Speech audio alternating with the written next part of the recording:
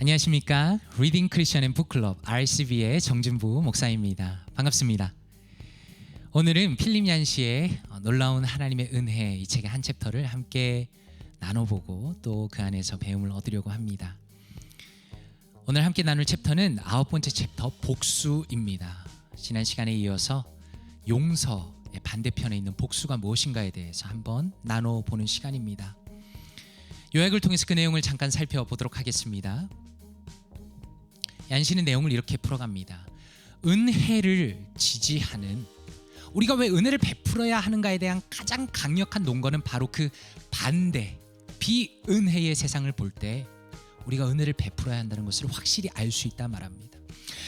비용서, 비은혜가 지배하는 곳에는 마치 뉴턴의 법칙처럼 한 법칙이 항상 작동하는데 모든 만행마다, 모든 악행마다 그와 똑같은 역방향 만행이 뒤따라야 한다는 것을 보여준다는 것이죠. 다시 말해서 비은혜의 세상에는 복수가 무조건 따른다라는 것입니다. 복수의 논리에는 한 가지 약점이 있습니다. 치명적입니다. 복수에는 끝이 없다는 것입니다. 복수라는 것은 무엇입니까? 상처받은 만큼 갚아주고 싶은 욕망이죠. 문제는 원하는 바를 결코 얻을 수 없다는 것입니다. 양편은 동점을 이룰 수가 없습니다. 서로 계속 갚기 때문이죠.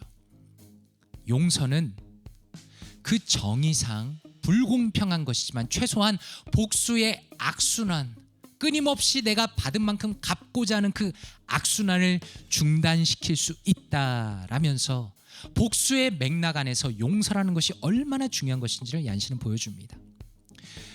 얀시는 이 인류의 역사 가운데 은혜가 힘이 있었다는 걸 보여주고자 합니다.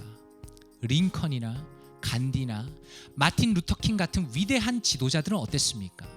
세상이 비은혜로 작동하는 그것에 맞서서 최고의 값을, 희생을 치름으로써 화해를 만들어내는 국가적 분위기를 조성했다는 것입니다. 용서라는 것이, 은혜라는 것이 힘이 있다는 것이죠. 그것은 국가적인 규모뿐만 아니라 개인적으로도 마찬가지다라고 말합니다. 예를 들어서 고든 윌슨이라는 분이 있습니다. 그분은 IRA라는 무장 테러 단체의 폭탄으로 인해서 딸을 잃었습니다. 딸은 아빠에 대한 사랑의 말을 자신의 삶의 마지막 순간에 남겼습니다. 고든 윌슨은 딸을 죽인 이들을 용서하였습니다. 결국에는 존경받는 국회의원이 되었습니다. 많은 사람의 마음에 깊은 감동을 주었습니다. 요한 바오로 2세도 자신의 암살을 거의 성공한 이를 용서했습니다. 어떤 분이 이 내용을 통해서 교황은 거창한 세상의 일들은 사실은 인간의 기본 감정, 즉 미움이냐 사랑이냐에 대해서 사랑이냐를 가지고 결정되거나 혹은 영향을 받는다는 것을 이 교황의 태도를 통해서 알 수 있었다라고 말하였습니다. 교황은 예수님의 모본을 따른 것이지요. 예수님은 어땠습니까? 유대교의 엉터리 재판이 있었습니다. 이 엉터리 재판은 역사상 유일한 가장 완벽한 인간에게 사형 선고를 내렸죠. 그러나 예수님은 십자가에서조차 회개치 않는 이들을 용서하시는 역방향의 선고를 통해서 비용서의 그 세상의 법에다가 영원한 타격을 가하셨다라는 문학적인 표현을 사용합니다. 그리고 예수님은 그 자리에 있었던 사람들만 용서하신 것이 아니라 그분의 마음에는 단지 처형자들만이 아니라 우리가 있었다는 겁니다.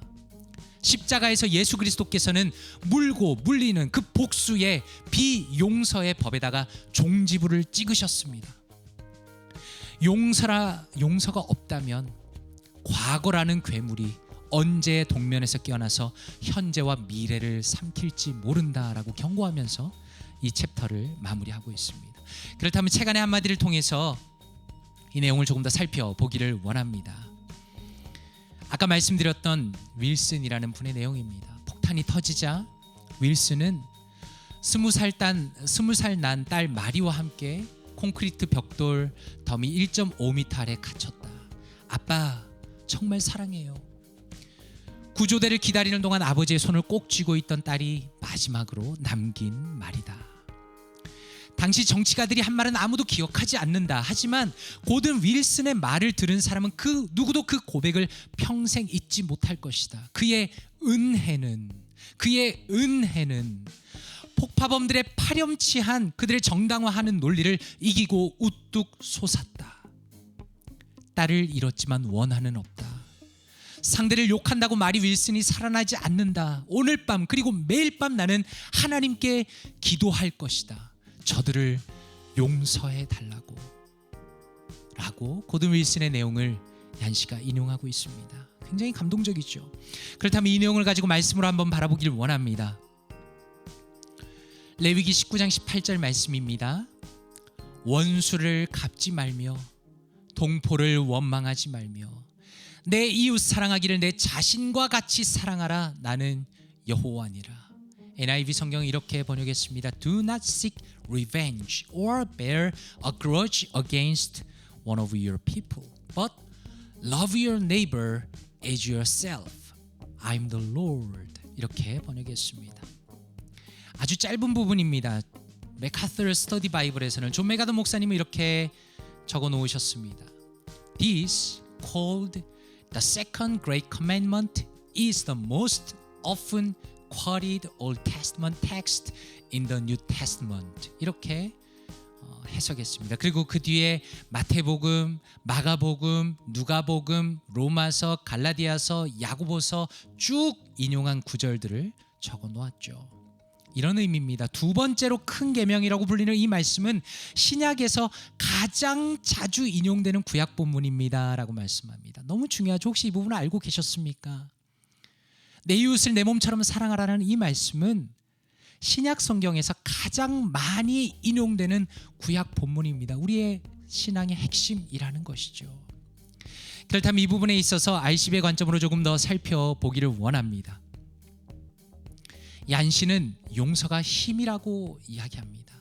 보통 사람들은 용서하는 것이 나약한 사람들이 하는 것이라 생각합니다. 그러나 얀 씨는 용서가 힘이라고 말합니다. 용서가 불공평해 보이죠. 사실입니다. 그러나 용서는 나를 과거로부터 놓아주고 다른 사람을 변화시키면서 현실에서 관계의 회복을 가져다주는 진정한 힘이라는 것입니다. 얀 씨는 용서가 힘이 있다는 것을 개인적 차원에서뿐만 아니라 세계적인 차원에서 힘을 발휘한다는 것을 보여주고 싶어합니다. 우리는 많이 놓칩니다. 물론 개인이나 혹은 공동체의 위대한 희생을 치른 이후에야, 그 희생을 감수한 이후에야, 그것을 넘어가서야 우리는 용서의 진정한 힘을 발견할 수 있을 것입니다. 하나님께서는 우리에게 항상 적극적인 삶을 요구하신다는 생각을 했습니다. 그것은 우리는 숨어있는 삶이 아닙니다. 단순히 원수를 갚지 않는 수준에서 멈추는 것도 아닙니다. 더 나아가서 성경은 원수를 사랑하라라고 요구하십니다. 이웃을 사랑하라라고 말씀하신 그 구절이, 이웃을 사랑하라라고 말씀하신 이 구절이 신약에서 가장 많이 인용된 구약 구절이고 하나님 사랑에 이은 두 번째 큰 계명이다라는 것입니다. 놀랍지 않습니까?